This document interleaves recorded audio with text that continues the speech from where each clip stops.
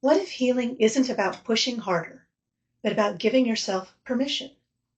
Permission to rest, permission to say no, permission to not always be productive. Here's the part many people miss. Permissions don't have to be permanent. They're not lifelong contracts. Each permission slip is an experiment. Think of it this way. At the start of the day, you can ask yourself, what do I need permission for today? Maybe it's permission to take a break without guilt, or permission to speak up in a meeting, or permission to leave a conversation that feels unsafe. Tomorrow, the answer might be different.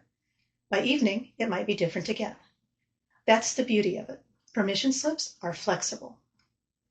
They're to help you not make things harder. You can try one, see how it feels, and if it doesn't work for you, set it aside. Nothing's lost.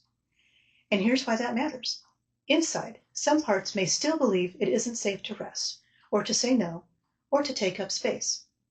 If you present permissions as experiments, let's try this just for today.